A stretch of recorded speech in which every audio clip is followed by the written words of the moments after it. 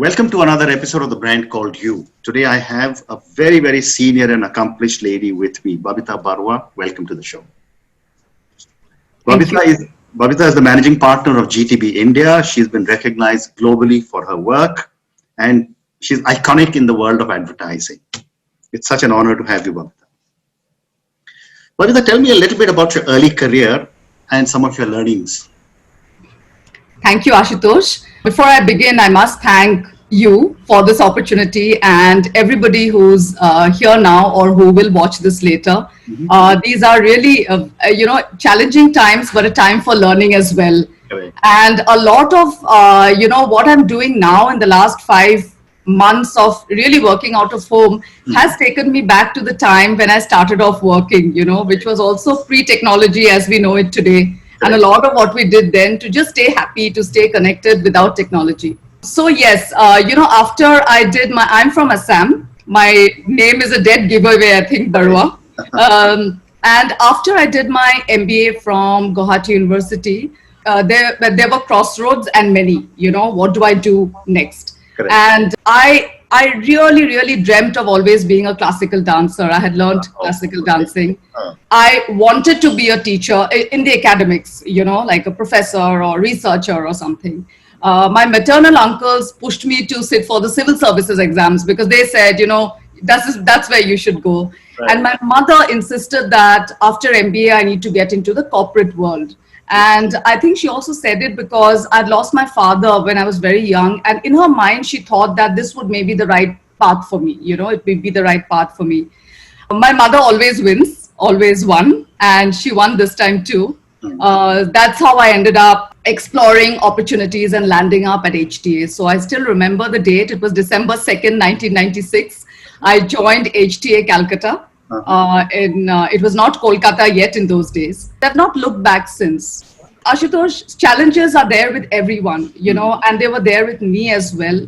But I think a lot of the challenges were also demons in my own mind because look, I was one of the first in my family to step out of Assam, and I always had this demon in my mind that I'm a small town girl. And I'm not a city girl. Maybe the way I dressed then or talk, and it never came as feedback from anyone. That's why today I feel it was more in my mind. But I think it really pushed me to never say no, to always take on something which is challenging. I would love it if somebody else said no, because then I would be able to solve a problem, solve a difficult situation, and then get the accolades. And I think that stayed with me. Amazing. Yes. And I've had some personal roadblocks along the way as well, And in that, between the personal roadblocks and the professional, I have worked, Ashutosh, on I think every category, you name it, except for e-commerce, which is new. And I worked on e-commerce as part of current businesses, but not overall.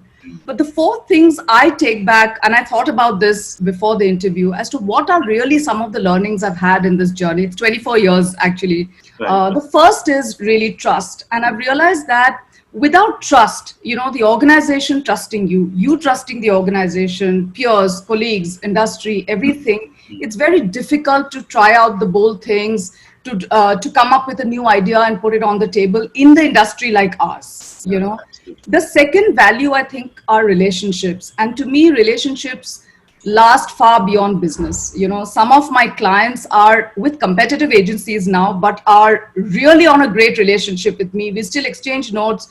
We still even connect on learnings. And same goes for agency folks. My ex-bosses are leading other agencies now. We sometimes walk into a pitch room together, but to me, it's always that one boss who helped me, and I'm full of respect, The third, of course, is to always not lose the values you grew up with, to be very honest. So the demons have gone from my mind. There'll still be some, I guess, but it's gone. And the last is really personally for me, I work a lot to encourage women because I feel that women do need encouragement. I'm really, of course, in our industry, you see a lot more equality and a lot more opportunities, but we do lead a second life, a broken ladder. And these are really my four learnings, Ashutosh. That is so important, and you've articulated them so well. Thank you. And we'll talk a little bit about gender balance later on. But let's come to advertising, Babita. What makes GTB different? And I know you work for many of the agencies, so I won't ask you what are the highlights. But what makes you as the head of GTB, how is GTB different from the other agencies? GTB is a WPP setup. So, quick background, because I don't want to get into the details. Absolutely. Because that's not really the. Yeah. So, for key businesses, which are global businesses, to drive the optimized solutions that WPP can offer, optimized resources, the best of WPP, we have dedicated teams. And this current setup, we work with Ford Motor Company globally. We are WPP's largest business, and therefore we are one of the opcos of WPP. So in a way, yes, we are an agency, but we don't see ourselves as one, Ashutosh, because we are really business partners, because we partner our client on growth and business. What I mean by that is creativity or creative solutions are a subset to what we offer. So we start off right from strategy to even on product design, wherever the consumer input is needed, feedback is required, etc., to all touch points today. And again, I'm not getting into jargon. I hate digital jargon, but just to say, if for whoever is familiar with the consumer journey today, for automobiles, it's a rich journey. You don't go out and buy a 10 rupees chocolate or a drink, right? It's a lot of discovery, consideration, thought. And at every point, we partner the business with specialized teams. So I would say that is why it makes us different. It makes us very specialized. But I would also like to say that I moved in only 3 years ago from JWT. It's a group company, Wunderman Thompson now. And so to me, wherever I work, finally, and I'll quote this later as well, if I get the opportunity, finally, the power of the storyteller cannot be taken away from any partner. I also love creative solutions and the storyteller as much. And to that extent, I wouldn't like to be very different from all other agencies, because the magic really lies in that at the end of the day. I agree. So let's talk of advertising in general. When I used to work for ITC, and I spent 17 years with ITC, we had launched Sundrop Oil, and Kokun Mukherjee, I'm sure you've heard the name, 96 in Calcutta, he was a big name. He was the most iconic name for young people like me, and everyone said advertising is the world to be in, partying, socializing. And then came Mad Men, the serial. What, according to you, is really advertising? And I know it's a lot of hard work. So how is advertising beginning to change over the years? ITC brought back memories, because my first business in JWT, Wunderman Thompson, Kolkata, was Wills. Every day it was a trudge in a black and yellow cab to the ITC office. Absolutely. And I have such fond memories. You're starry-eyed, you get into the white building and you handle they were the most powerful brands, right? I mean, iconic work, etc. So we were very proud. Thank you for jogging my memory on that.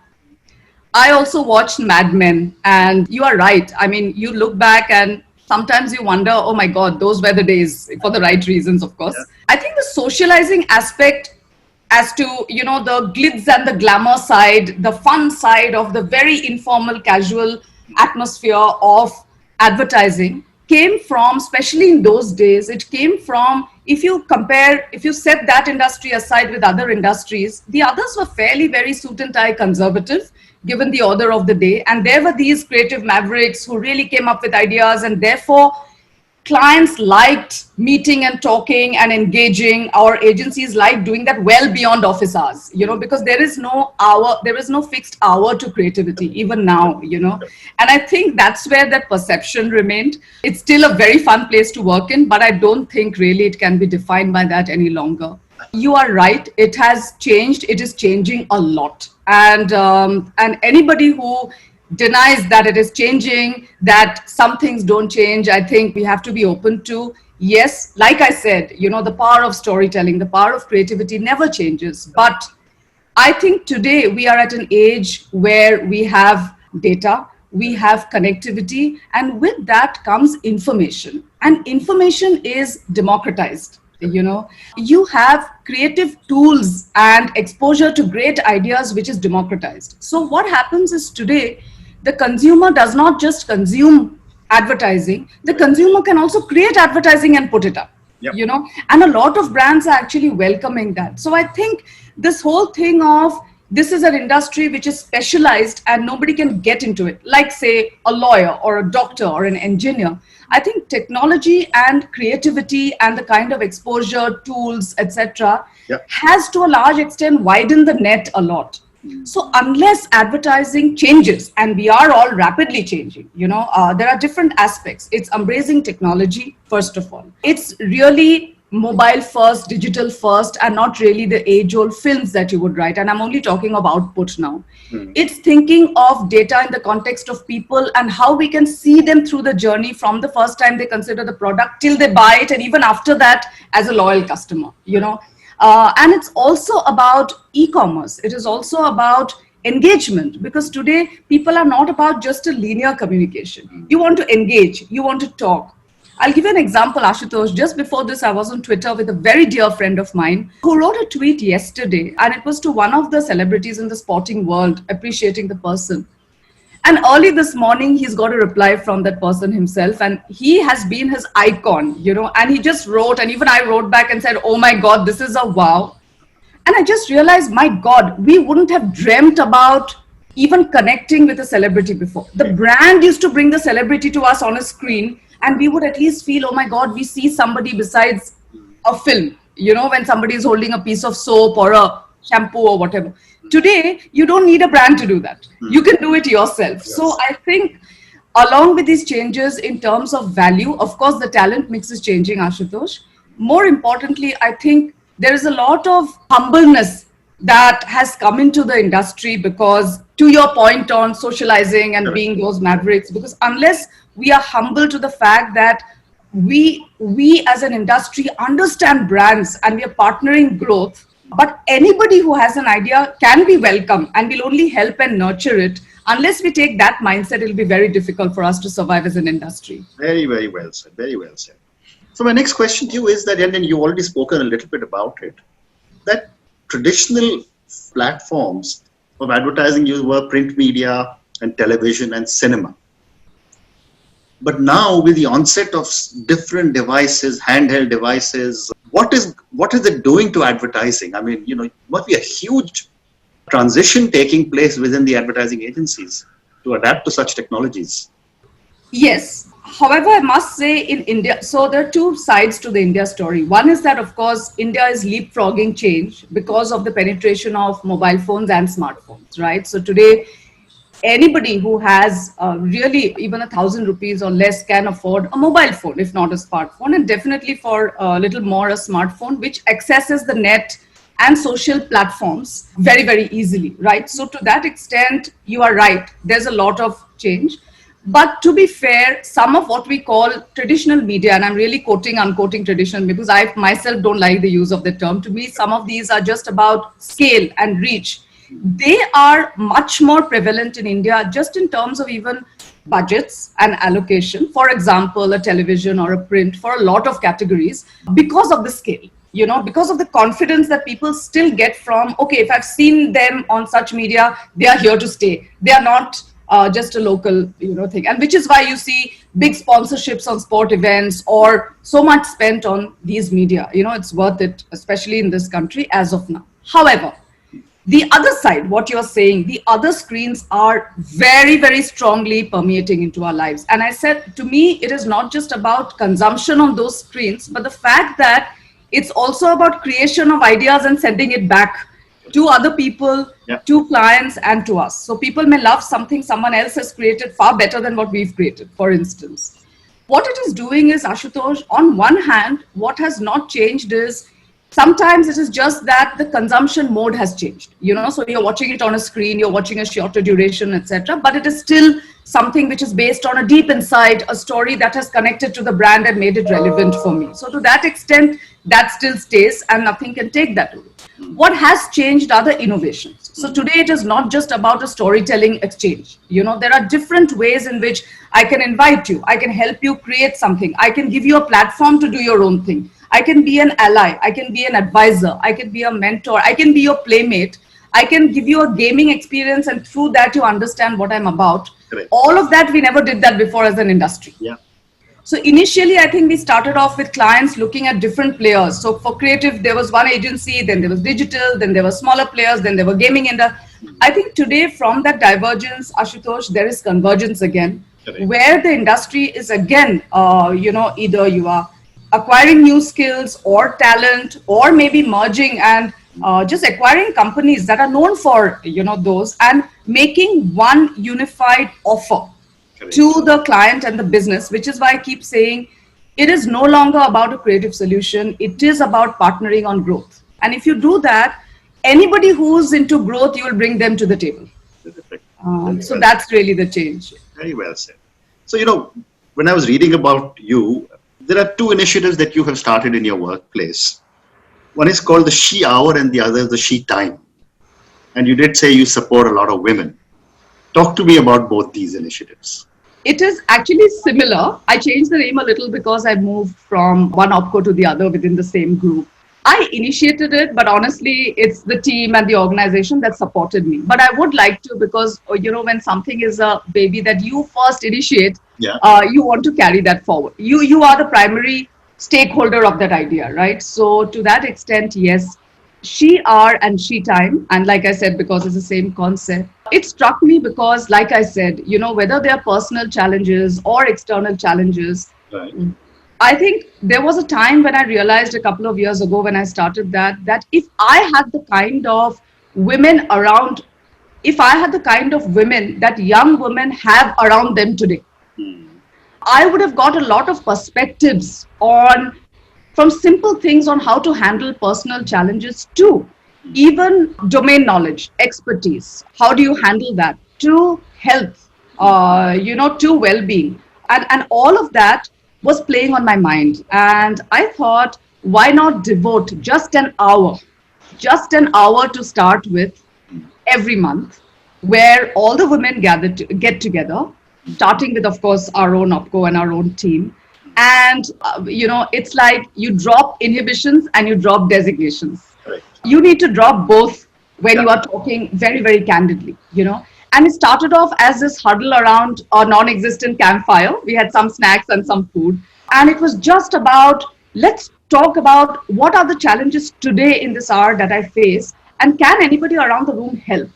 And Ashutosh, we had solutions from, I'm worried about my kids and who will pick them up from school on some days. And I wonder whether I have to take leave because maybe nobody else in the family offers to stay at home and do that. To somebody else saying, hey, I will do that for you because I have somebody at home who anyway does. There's simple things. To a larger thing of, I always struggle to express my weaknesses to people I work with because I feel that they'll look at me as a woman, and somebody's taking you as a mentor to say that just talk to me and let's work on this problem together for the next 6 months and then we'll come up with a solution together. So it's gone up to that level. What we do now, in fact, today in the evening, we have a She-R session where we invited WPP India's Chief Culture Officer, Apurva Bapna. She's going to speak to us about personal challenges. With technology, Ashutosh, I have now extended the invite of She-R not just to our opco. I invite other opcos. I invite my clients. Right. And I do want next year, of course, with the organization support is always there, to maybe extend it to other women who want to be a part of these sessions, because technology will now allow that.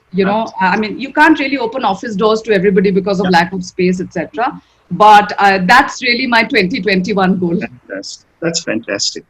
So, Babita, I'm going to move to a few personal questions. The first question is that, there are a lot of people who influence us in our lives. Who are the few people who've had an influence on you, and what have you learned from them? A lot of answers to this question, Ashutosh, I'm hazarding a guess, would perhaps be my mom, and to that extent, maybe I'm also giving a stereotypical answer and saying my mom. But I must say that, in my view at least, there's a reason why I say it's my mom and maybe just my mom above everybody else. When I was 12, my dad was working in Indian Oil, Assam Oil in Digboy. And one day he just went missing. He never came home from work. Wow. And I was only 12 years old and my sister was 9. And he just went missing. And 10 years later, he was declared dead because his missing remains were found. I'm just cutting it short to lay the context here. My mother was only 35 then. So I was 12, my sister was 9.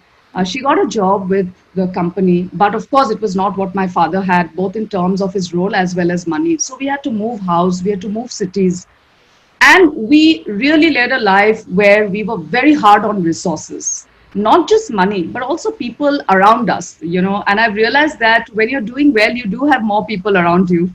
When you're not doing so well, you are pretty much alone a lot of times. And that is where, when I saw my mother, I realized that, it was not easy for her to lead the life of, is she a widow or is she married? Because my dad was missing, right? He was not, but society never looks at you that way. Society always looks at you in those days. And I'm talking about, this happened in 1984, right? So when I look at my mother, she got promoted, her income increased, she bought a flat for us. My mother would take leave for every exam that I sat in, or she would take my notebooks, she would write down questions, and she would come back and grill me. She would wake up at 4 in the morning to make me my favorite food so that when I'm awake for, my exams, I would. So I'm giving these examples as to, I realized when I was 12, when my dad was not there, that my mother looks at me to really make her efforts worthwhile. She would have considered herself a failure if her daughter did not, or her daughters did not really reach the pinnacle. And till her last day, I mean, she passed away in 2007. She had just retired. She was only 60. But when I do a lot of things for her. I began by saying I didn't want to be in the corporate world. I wanted to be a dancer, for God's sake. But I did it for her. And Ashutosh, for this interview today, I mean, I woke up in the morning and I prayed to her and said, Mom, watch this. I'll try and make you proud. I mean, that's what she is for me. And which is why she's my driving force, and she always will be because of that. So well said. Thank you. You really shared it with a lot of thinking. My next question to you, Babita, is that if you were a role model to millions of children who followed your life choices, what would be the one thing you would change in yourself? I think it would be my ability to forgive. And I think, and I'm talking personally now, because I did undergo a separation, a divorce. And I think the learning from that has been, there is a lot of bitterness you hold against people who were part of your life, right? And then when I look around and I introspect now, I realize that this is one quality I'm really trying to focus and build on, because to me, it has always been about, I don't want to forget what this person has done or what that setup has done. And in a way, maybe at that point, it was a driving force also to get me some result, because you need something. Negative energy is not always bad, it does propel you to.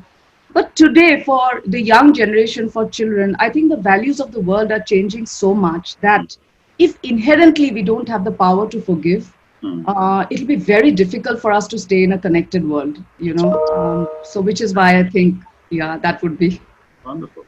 So my last question to you, and this is relating to the pandemic. My question is that how are you rethinking your life? We've already spoken about work and how 5.5 months is changing. How are you rethinking your life post the pandemic? Ashutosh, I had always struggled with that famous balancing that everyone needs to do. But I guess women need to do a little more, because just, if there are no potatoes at home, you get the call. Yeah. If the child wants homework done, you get the call. So from that respect, I'm just sort of, it was always a challenge for me. And to be fair, I've also had regrets. My daughter is 14 years old. She's going to be 14 in October. And I don't think I spend as much time with her like I spend with, weekends I'm spending teaching in colleges, in management institutes, or I'm doing some mentoring, or I'm talking to women. I also not consult on legal divorce, but if somebody is going through the process, because of my learnings, I have a page on Facebook, and people call me up, women call me up, and I try and guide them on the process. In doing all of this and getting my pleasure, I realize sometimes that I haven't done as much for my own daughter, And the pandemic, because I've been at home, I've realized that I can manage my work and everything I do while just having her around. And I would like to continue this way, not the pandemic, but this way of, I think, manage remote working, which is a great balance of, do you need to really go to a physical setup every day? Of course, there's need for that. Of course, there are advantages. But are there some days or some time where you can really work like the way you're working now? I think, of course, this is a personal view. I will defer to what the organization takes as a view, but I would like this to be there as an option for myself, everything permitting, because I think it has made me a much more relaxed and a happy person these last 5 months. Wonderful. Babita, thank you so much. It's been such a pleasure speaking to you, and I wish you lots of success. Thank you. Thank you, Ashutosh.